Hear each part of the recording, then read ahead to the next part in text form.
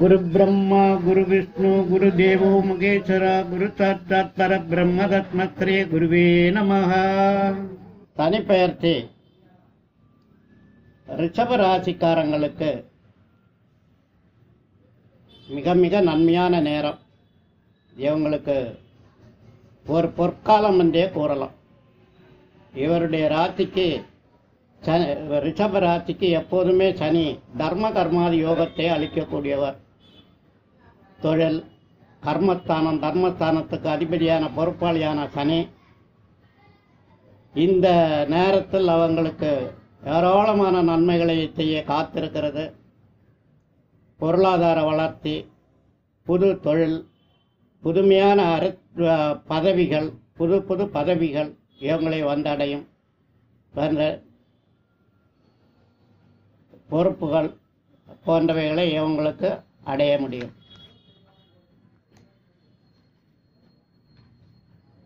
ரிஷப ராசிக்கு 9 சனி இருக்கிறது, பாக்கியஸ்தானத்தில் சனி இருக்கிறது. ஆகையினால எல்லா விதமான சகலவித பாக்கியங்களையும் வாழ்க்கையில் அனுபவிக்கக்கூடிய சூழ்நிலையை சனி பகவான் உண்டு பண்ணி கொடுத்து விடுவார். 3, 6, 11ஆம் இடமாக சனியினுடைய பார்வைப்படுகிறது. சனி 3, 6, 11ஆம் இடத்தை பார்ப்பதால், 3ஆம் இடத்தை பார்ப்பதால் உங்களுடைய சகோதரங்களுக்கு உங்களால் நல்ல லாபம் இருக்கும், உங்களுடைய ஒத்துழைப்பு கிடைக்கும்.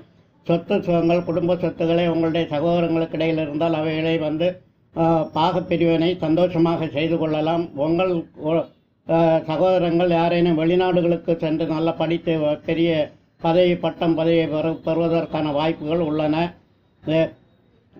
இப்படி உங்கள் குடும்பத்தில் நல்ல ஒரு சூழ்நிலையை உருவாக்குவதற்கு இந்த சனிப்பெயர்ச்சி நல்லதாக அமைந்துள்ளன. 6ஆம் இடத்தை சனி பார்க்கிறது. 6ஆம் இடம் என்பது சுக்கிரனுடைய வீடு. இங்கே சனியினுடைய உச்ச வீடாக இருப்பதால் 6ஆம் இடத்திற்கான பலங்கள் மிக மிக நன்மையாக உங்களுக்கு அணிந்திருக்கும். நோய் நொடிகள் எதுவும் வரும் என்ற பயமே உங்களுக்கு தேவையில்லை. உங்கள் வீட்டில் ஏதேனும் பெரியவர்கள் இருந்தால் அவங்களுக்கு வேணுமானால் நோய் நொடிகள் வரலாமே தவிர, செலவுகள் வரலாமே தவிர மற்ற மாதிரி எந்த விதமான பாதிப்பும் வருவதில்லை. ரிஷப ராசிக்காரங்களுக்கு இந்த சனிப்பெயர்ச்சி மிக மிக உன்னதமான ஒரு வளர்ச்சியை கொடுக்கிறது. புது இடங்களை வாங்கி கொள்ளலாம், புது பில்டிங் கட்டி கொள்ளலாம், பெரியவர்களுடைய நட்புகள் கிடைக்கும். மாணவர்களுக்கு படிப்பில் படிப்பதற்காக வெளிநாடு சென்று வரலாம். பூமிகள், வீடு, வாகனங்கள் வாங்கி கொள்ளலாம். இடமாற்றங்கள் கண்டிப்பாக உண்டு. கௌரவமான பதவிகள் இவங்களுக்கு கிடைக்கும். இவங்களுக்கு உன்னதமான பதவிகள் கிடைக்கும். மின்சார தொழில் போன்ற பொறியியல் தொழில்களிலோ அல்லது மற்ற தொழில்களிலும் இவர்கள் ரொம்ப உயர்ந்த ஒரு பதவியை, மற்றவர்களால் பாராட்டக்கூடிய அளவுக்குள்ள ஒரு பதவியை பெற முடியும். கலைத்துறைகளில் கலைத்துறையை சேர்ந்தவர்கள் நல்ல வளர்ச்சி அடைய முடியும். அரசியல்வாதிகள், கலைத்துறைகள் சேர்ந்தவர்களும் நல்ல வளர்ச்சியை அடைய முடியும். அப்படி இந்த ரிஷப ராசிக்காரங்களுக்கு இந்த சனிப்பெயர்ச்சி ஒரு பொற்காலமாகவே அமைந்துள்ளது. 12 ராசிகளிலும் மிக முக்கியமாக ரிஷப ராசிக்காரங்களுக்கே அதிகமான யோக பலனை அடைந்து உள்ளார்கள். அதாவது ரிஷப ராசிக்காரங்களுக்கு 27/12/2020 முதல் 27/12/2021 வரை உள்ள ஒரு வருட காலங்கள் சூரிய நட்சத்திரத்தில் சனி சஞ்சரிப்பதால் இவங்களுக்கு பதவிகள், பட்டங்கள் வந்து சேரும் வாய்ப்புகள் உள்ளன.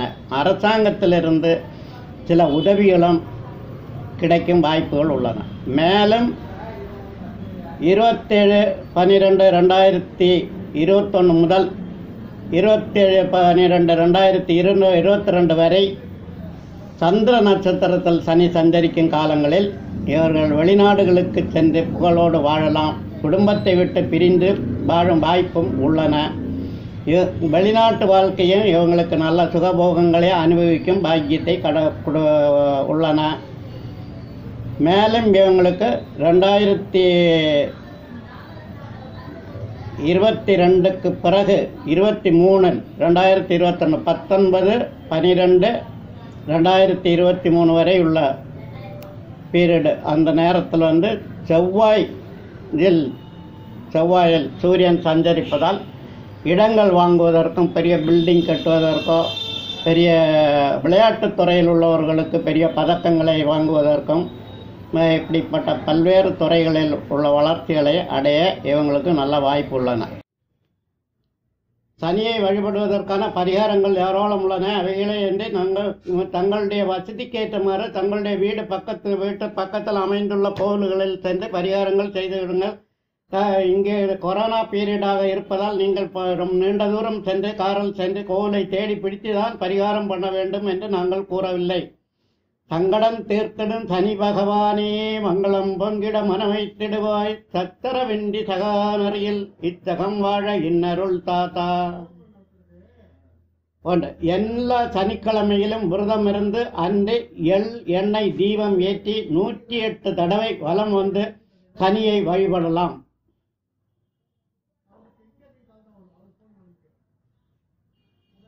கருப்பு நிற எள் ஒரு 25 கிராம் அளவுக்கு எடுத்து ஒரு கருப்பு துணியில் மடித்து கட்டி அதை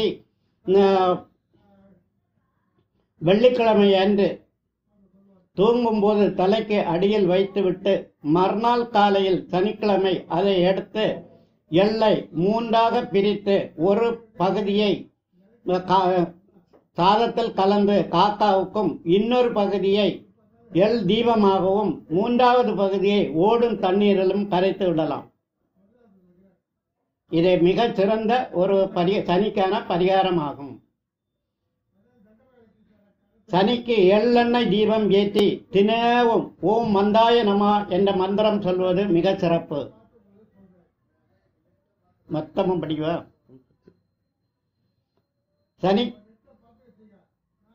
சனிக்கு பச்சை அரிசி, சர்க்கரை, தேங்காய், நீல நிற பூக்கள், எள், அவல், பூசணிக்காய், கற்பூரம், சந்தனம், வெற்றிலைப்பாக்கு இவைகளை படைத்து பூஜித்து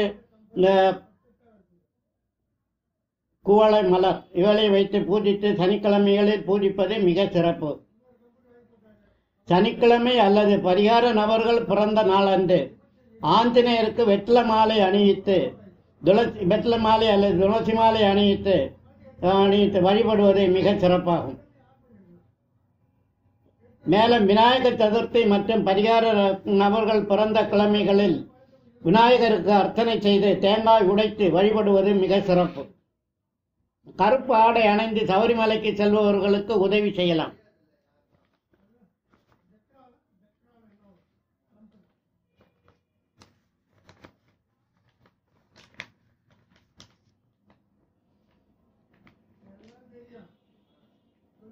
சனி தோஷம் உள்ளவர்கள் சிவ வழிபாடு ஓம் சிவாய நம என்று ஜெபித்து சிவராத்திரி என்று விரதம் இருப்பது நல்லது.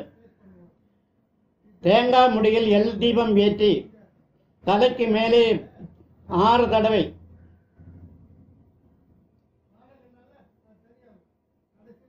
தலைக்கு மேலே வயதுக்கு ஏற்றவாறு சுற்றுவது. 6 தடவை இல்லை, வயதுக்கு எத்தனை வயசோ அத்தனை தடவை சுற்றல். அரச மரம், வெண்ணி மரம் சுற்றி வழிபடுவது மிக சிறப்பு. தீபம் ஏற்றி வழிபடுவது மிக சிறப்பு. கருப்பு நிற பசுக்களுக்கு தீனி அளிப்பது, கருப்பு நிற வஸ்துக்களை தானமாக கொடுப்பது, எண்ணெய் தானம் செய்வது, உளுந்து தானம் செய்வது இவைகளை தானமாக கொடுக்கலாம். உடல் ஊனமுற்றவர்களுக்கு செருப்பு தானம் பண்ணலாம். உங்களால் முடிந்த உதவிகளை செய்யலாம். கருப்பு நிற துணியில் பொம்மை ஒன்றை செய்து சனி பகவானாக பாதித்து பூஜித்து தன் குறையை சொல்லி மனம் விட்டு உருகி அழுது கண்ணீர் விட சனிக்கு கருணை தோன்றி மன்னிப்பார். அடுத்த கடுமையான சனி தோஷம் உள்ளவர்கள் ஒரு மண் கலசத்தில் எள் எண்ணெய் நிரப்பி தன் தலைக்கு மேலே சுற்றி அமாவாசை என்று நள்ளிரவில் ஆற்றின் கரையில் புதைத்து விடலாம்.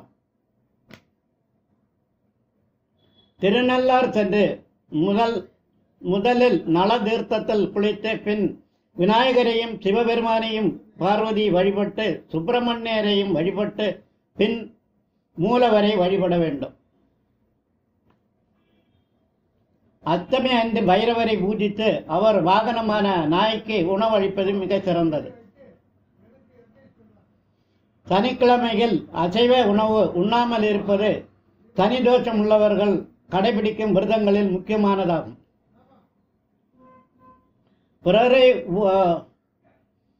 பிறர் உபயோகித்த பொருட்களை, செருப்பு, துணி போன்றவைகளை உபயோகிக்காமல், பழைய துணிகளை உபயோகிக்காமல் இருப்பது மிக நல்லது. சனியின் திருத்தலமாகிய திருநள்ளாறு, குஞ்சனூர், பொழிச்சலூர், சென்னை மேற்கு மாம்பலத்தில் உள்ள வட திருநள்ளாறு சனீஸ்வரன் கோவில் போன்றவர்களுக்கு சென்று வரலாம். சித்தர்களை வழிபட்டு, குறிப்பாக கபிலர் சித்தர், கரூர் சித்தர் போன்றவைகளை வழிபடுவது. சென்னையில் சித்தர் பீடம் சென்னை ராஜகீழ்ப்பாக்கத்தில் உள்ளது, மாடம்பாக்கம். அங்கே சென்று வழிபட்டு வரலாம். வீட்டிற்கு வெளியே போவர் முதலில் தெற்கு பார்த்து சற்று தூரம் நடந்து விட்டு திரும்பி சுபகாரியங்களுக்கு செல்வது சனியினுடைய தோஷங்களில் நின்று விடுபடலாம். விபூதி மற்றும் சிவ சின்னங்களை அணிந்து தியானிப்பது, அடியார்களுக்கு உதவி செய்வது மிக மிக சிறப்பு. புற உயிரினங்களுக்கு உணவு அளிப்பது, தண்ணீர் வாழும் உயிரினங்களுக்கு, மீன்களுக்கு தீனி அளிப்பது போன்றவை செய்வது நல்லது.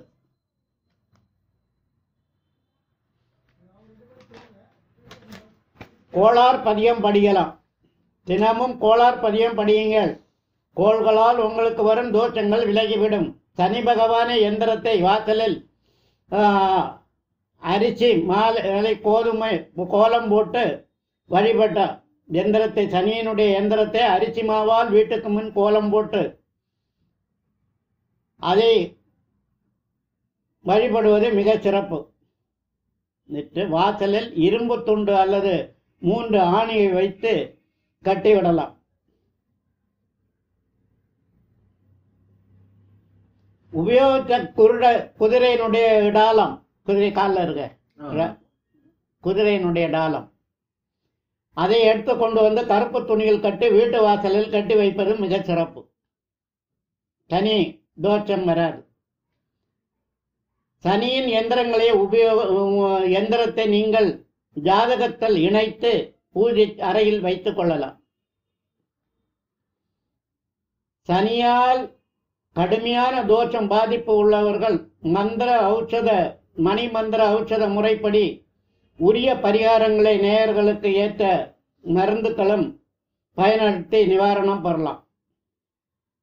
தன்வந்திரி ஹோமம், கோ பூஜை, மிருத்யுஞ்ச ஹோமம் ஆகிய ஹோமங்களை செய்து பலன் அடையலாம். வயதான முதியோர்கள் மற்றும் கூலி தொழிலாளர்கள் உணவளிப்பது, அன்னதானம் செய்யலாம். வஸ்திரதானம், அன்னதானம் போன்றவைகளை செய்யலாம். படிக்கும் குழந்தைகளுக்கு புத்தகம் வாங்கி கொடுக்கலாம். ஏழை கர்ப்பிணி பெண்களுக்கு உதவலாம். முதியோர்களுக்கு, கர்ப்பிணி பெண்களுக்கு, படிப்பவர்களுக்கெல்லாம் உதவி செய்யலாம். இவையெல்லாம் செய்தால் சனீஸ்வரன் உங்களுக்கு நல்ல அஷ்டம சனி, 7 சனி, கண்டக சனி உள்ளவர்கள் இந்த பரிகாரங்களை செய்து சனீஸ்வரனிடமிருந்து நல்ல ஆசீர்வாதங்களை பெற்று வாழ்க்கையை மேம்படுத்திக் கொள்ளலாம் என்பதில் எந்த விதமான சந்தேகமும் இல்லை.